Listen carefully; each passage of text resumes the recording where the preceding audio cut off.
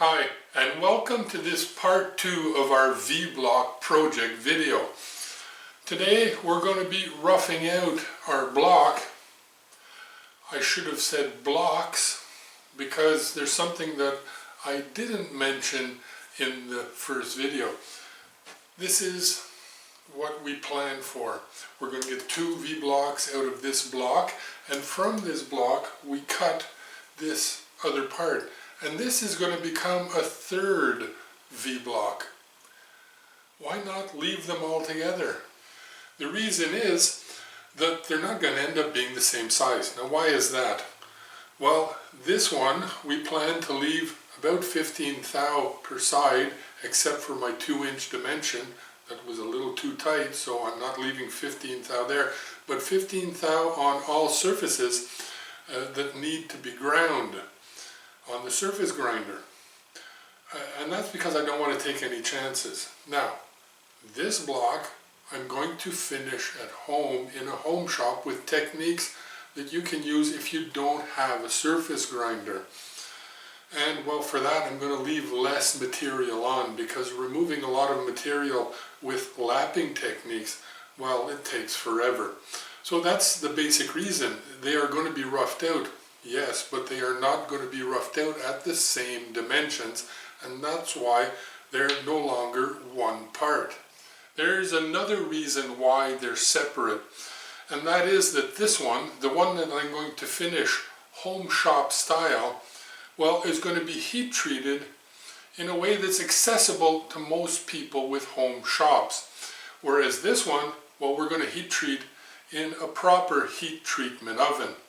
But before we get into cutting, let's head over and take a look at the shaper, because that's the machine we're going to be using to rough out these blocks. Let's start by talking about safety. And well, the first safety item on any list is safety glasses. So make sure you wear them.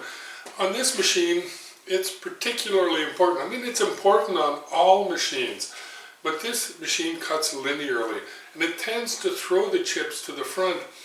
But in reality, they bounce, they flick off, and they come off of here at different and bizarre angles. So even if you're beside the machine, away from the cutting action, you want to make sure to have your safety glasses. It's very important. Next thing to mention, especially on these old machines, but really for any machine, if you're going to adjust it in any way, change a tool, install a part, adjust the vise, change a pulley, I don't care. If you physically have to interact with the machine, it has to be turned off by at least 2 ways. Now, on this old machine, there is no magnetic switch. So I have a switch on the machine, and if I activate it, nothing happens. That's because I've installed a second switch away from the machine on the wall here, which isn't a circuit breaker. Circuit breakers shouldn't be used for this. No, I have a second switch on the wall. So I activate that switch, and the machine switch can then be activated. That's important because I can turn it off in 2 different ways. And that way, it's very difficult to turn on the machine by mistake. Let's say I'm trying to work very quickly. Well, this might save my bacon. Another point that's important is the safety zone. And this is the safety zone. This is a right-handed machine, like almost all of them. I've never seen a left-handed shaper. So this is a right-handed machine, and that means that all the levers to actuate feeds and whatnot are on this side of the machine, and this is the safety zone. This is where you want to be when you operate the machine. You never want to be leaning over the machine to actuate something. Very, very bad idea. No, you want to be here. And that's good because this is where everything is, but that entails one major problem, and that's this handle. Now this square drive handle fits on many different parts of the machine, but some are quite dangerous. And if I look at this drive right here, well, the handle will fit on there. But take a look at what happens to this drive nut when I activate the machine.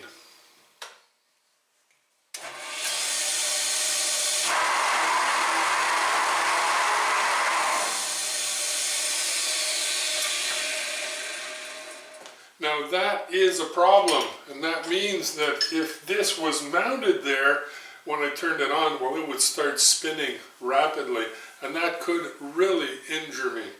So when I'm not using this handle, I don't care what I'm using it on. If I'm not using it, well, it's stored in a safe position. Usually I put it at the top of the RAM because there's nothing going on there. Again, something that's very important. Another thing, before we take a look at what all of these levers actually do, well, is to look at this clutch engagement lever. Now, these can be adjusted, and some people adjust them so that you can actually click it open and leave the machine running even if you walk away. And that is a terrible idea for two reasons. First is you should never leave a machine unattended. It's very dangerous. Secondly is this should or can work as a dead man's lever or switch. Now, I have to hold this firmly in this direction to activate the clutch, and if I let go, we see that it comes back to its neutral position. That could save my bacon if I ever have an accident. So let's take a look at that.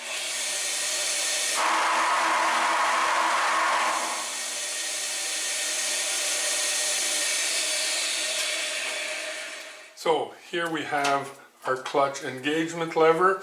We have 3 speeds adjustable here and 2 pulleys on the other side. So that gives us 6 possibilities for different ram speeds. I have an eccentric here.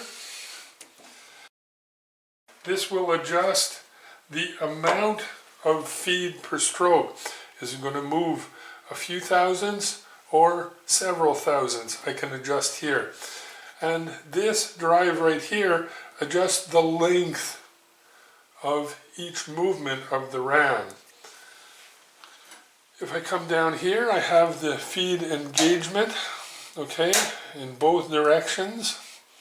I have the transverse feed and the vertical feed, and I can use the power feed for one or the other by changing this drive gear over to one or the other. Up at the top here, we have a lock that is used to adjust the position of the ram, not the length of the stroke, but just its position. And here we have a lock that controls the pivoting of the compound rest here, which can be inclined to different angles if we want to cut a dovetail or things like that. Towards the front of the machine here, we can see that we have another lock that can be used to adjust the angle of the tool irregardless of the angle of the compound rest.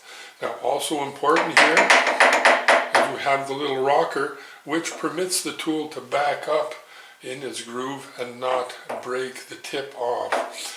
So this is a forward cutting stroke machine, as you can see. And if we look all the way down here, we can see that we have a foot rest support with a large bearing surface.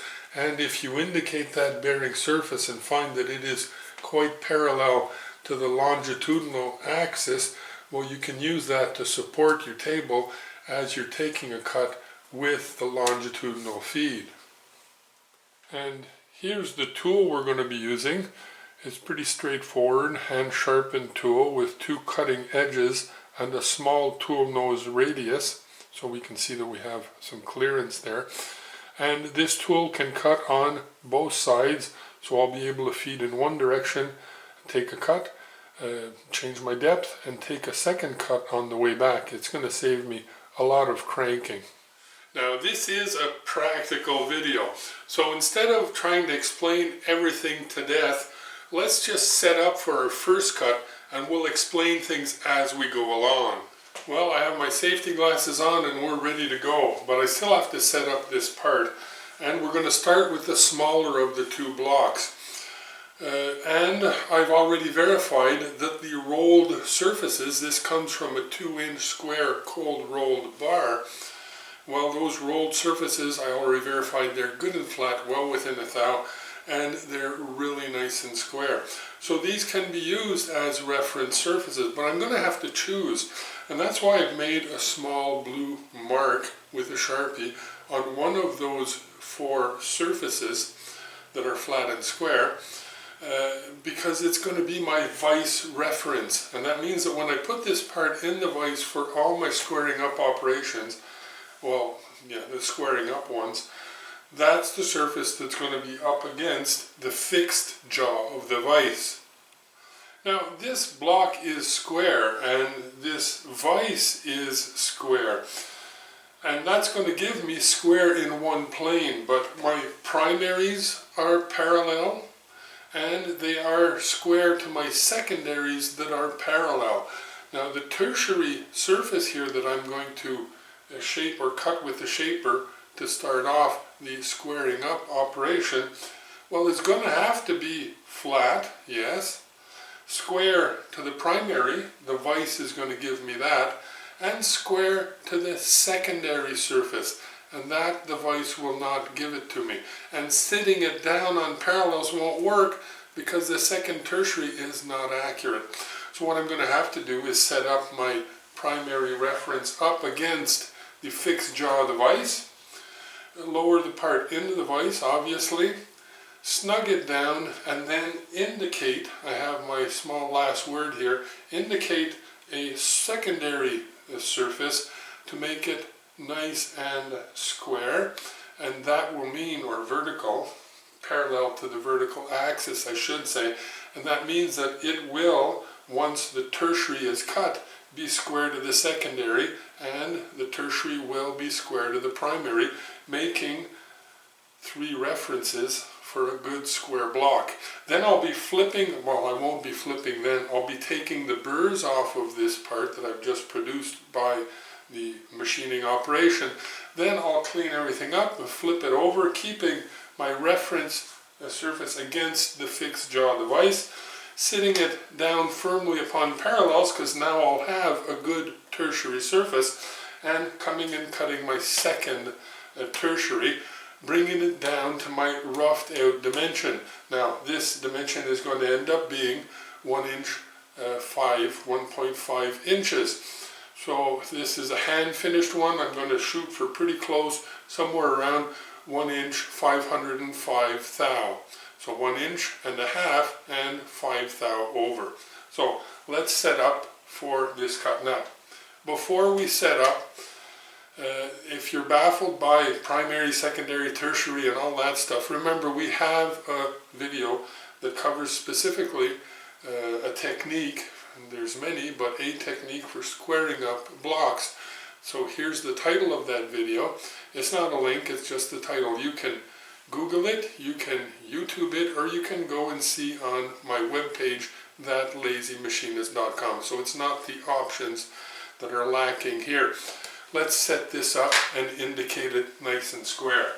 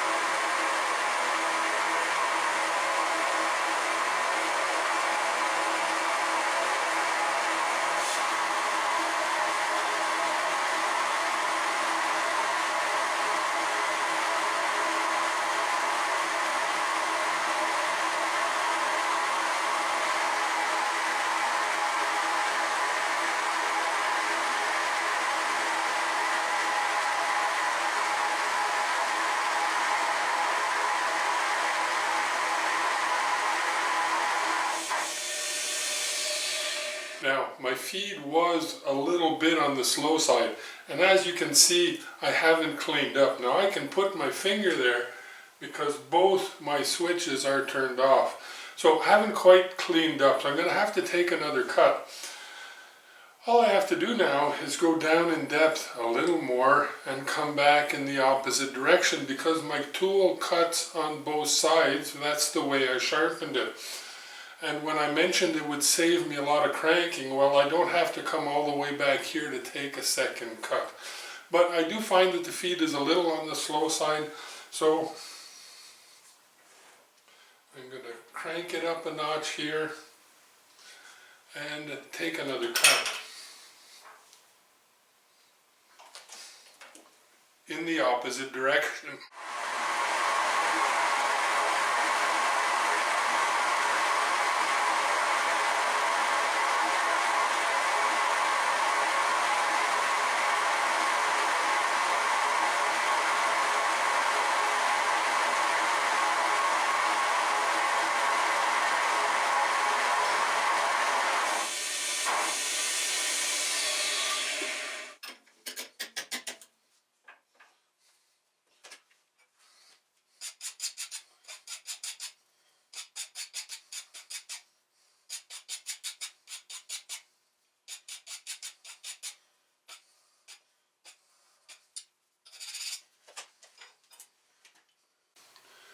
So there we have it, flat, square, flat,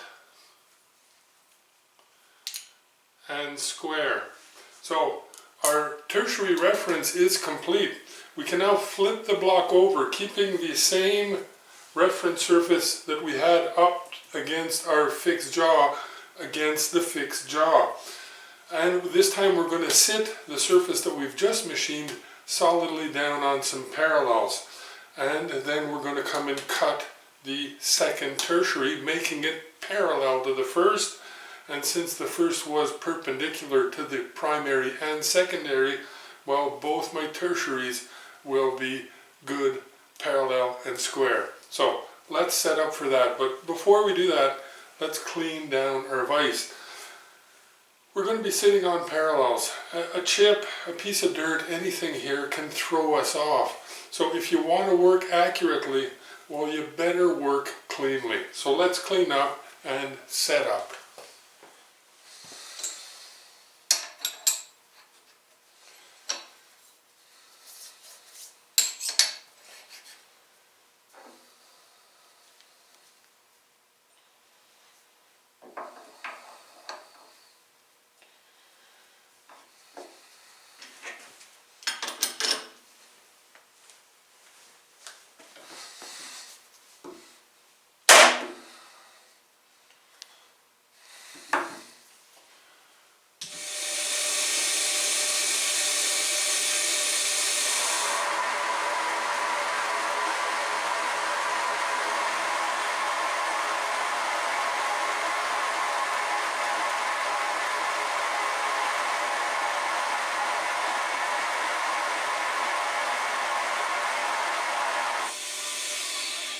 So we now have two good surfaces, two good tertiary surfaces on our part. And that means that we can start measuring a little more seriously. And seeing as we're just roughing the part out here, we're going to be finishing after the heat treatment, well, a vernier caliper or a dial or a digital caliper, I'll get that right, digital caliper, will do just fine here. So let's measure it. But before we do that, let's talk about vise, part, and parallels. When holding a part in a vise, you want to hold it as deeply as possible. Fine. Why do we use parallels? Well, we want it deep, but we want the part to protrude from the top of the vise, obviously, because we're going to be machining the top of this part. And also the parallels give me the possibility of knowing if my part is seated properly, and that's what I did with the dead blow hammer earlier on. I seated it properly in the vise.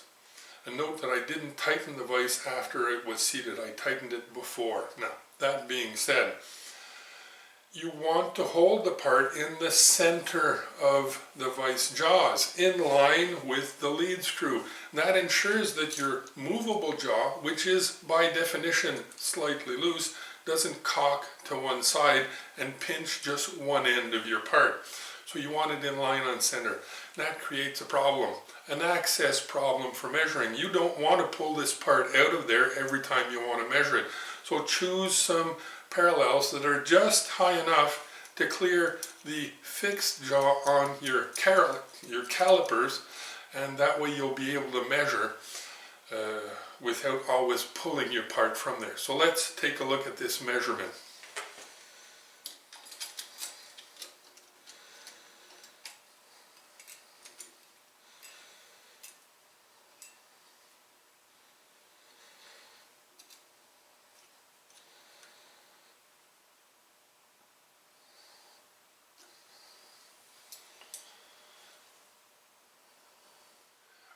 .8 inches.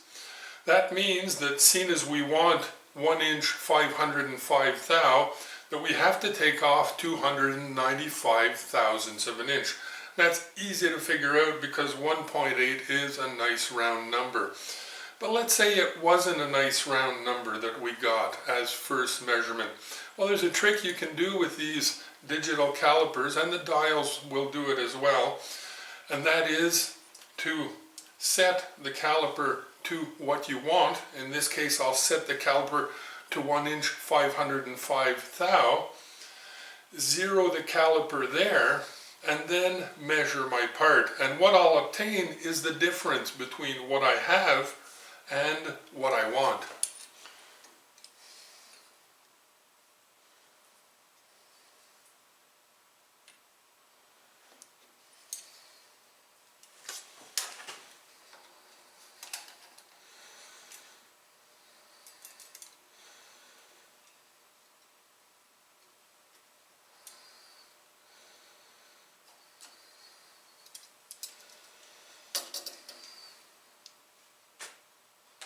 So 295 thousandths of an inch still to come off of that surface. That is going to take a while because these machines are notoriously slow. So what am I going to do? Well, I'm going to set my graduated collar to 0 without moving the height of the tool because I know where it is now. And I'm just going to carry on taking successive cuts until I get to my 295 thou. Now I'm going to remeasure once before I get there, but we don't need to watch all this, it's just more of the same. So I'm going to motor through this. It's going to take me about 20-25 minutes to get down to my dimension, but through the magic of video, we'll get there within just a few seconds. So see you in a few seconds.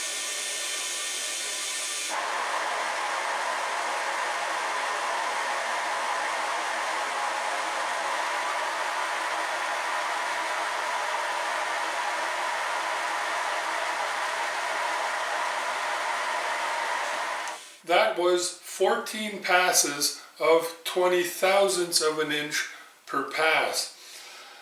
And I can tell from the color of those chips, just a light golden color or dark straw, depending on how you want to look at it. Well, I'm pushing it about as hard as I can for this tool and this material. That being said, I should be somewhere around 280 thousandths taken off. And that would mean that I should measure about 520 thousandths of an inch, 1 inch 520, thousandths of an inch on my part right now, because I should have about 15 thou left to take off. So I'm going to measure now before my final pass and adjust if I need to.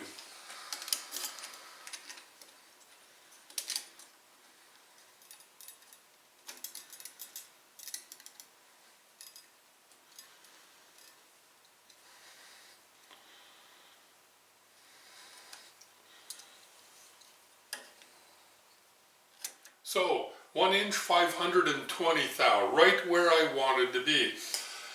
That means no adjustment is necessary. All I have to do is take my final pass of 15 thousandths of an inch, and that'll bring me to my 295 thousandths of an inch total, and these tertiary surfaces will have been roughed out. So let's take that cut.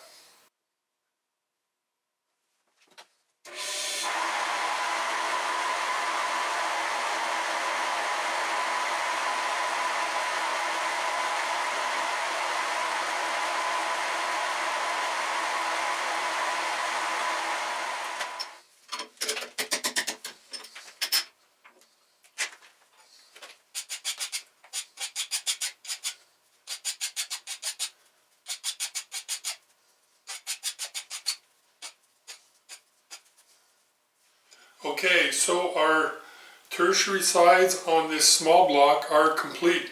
Now what I want to do is get my surface, my reference surface, back up against the fixed jaw, rotating the part by 90 degrees, and coming to cut one of the two secondary surfaces to come down to my rough dimension. And on this block, it'll be 1 inch 705 thousandths.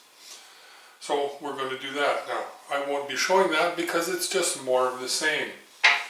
Then we're going to do the same thing to our other block, the one that's going to be cut in two. The only difference being is that this one's going to come down to 1 inch 730 thousandths. I'm leaving a little more on this one because we're going to surface grind it afterwards. So that's what we'll be doing. Now we'll come back here through the magic of video in a few seconds for the final cut on the secondary surfaces of, or the secondary surface of this block. Now both the cuts that are coming up, the smaller block and the large block, I'm only going to be cutting one of the two secondary surfaces. These are quite stable blocks. I'm not worried about them warping. So I'm just going to be cutting one of them. I don't have to cut both. So I'll set things up, take a cut, and we'll see you back in a few seconds.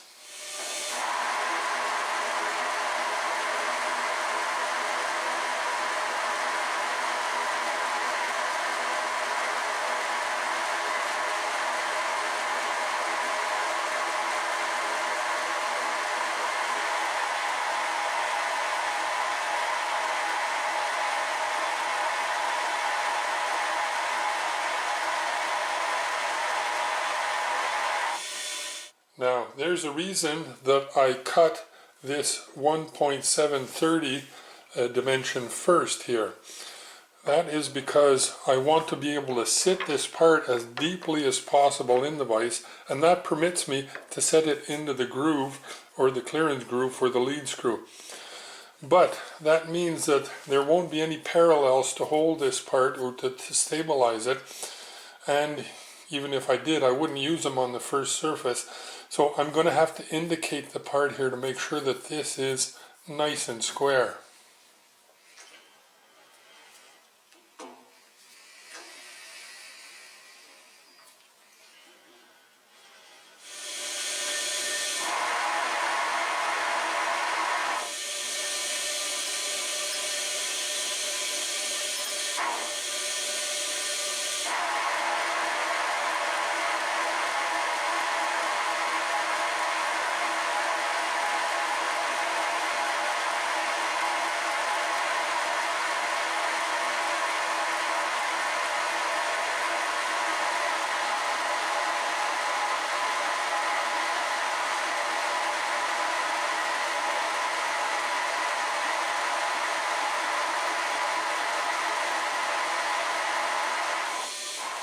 There.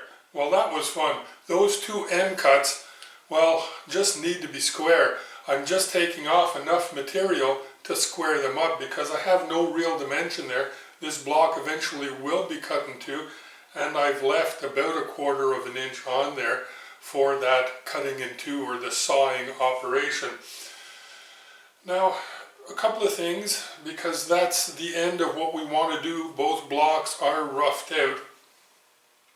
But a couple of things I think need to be mentioned. And the first is, some of you are going to comment that this vise isn't turned in the proper direction, because as a general rule you would like the force of the cut to be applied towards one of the vise jaws, and that means that the vise should be turned by 90 degrees. Now I have to say this is not the vise that goes with this machine, and the only way I can turn it in the other direction, well, is to put its swivel base onto it.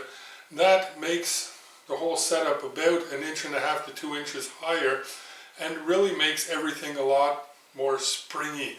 I don't like it. So to keep things rigid, I have it down at the base. Now I'm not pushing this very hard. I'm getting a lot of heat in my chips, but that's because I have a neutral cutting face, and that permits me to cut in both directions. But I am taking rather light cuts with about 20/1000 of an inch depth. So I'm not really pushing very hard, and I'm not worried about this part coming out of there because it's held deeply and firmly with large gripping surfaces. So that's one thing, and the next thing is this place is a mess. This thing throws chips all over the place, and one thing that really helps with that would be to make yourself up one of these chip catching pans, and they fit, you can make them to fit right in to, there you go, right into the T-slots. Usually I'm on the other side when I do that. And obviously that'll catch a lot of the chips that usually would fly all over the place, because now I have a big cleanup to perform. But I haven't been using it here because, as you can see, it blocks a lot of the camera angles and really wouldn't be very practical. Okay, so next time we're going to be looking at our side grooves and starting to rough out the V and maybe drilling some holes. We'll see how things go. But until then, have fun, be safe, and happy machining.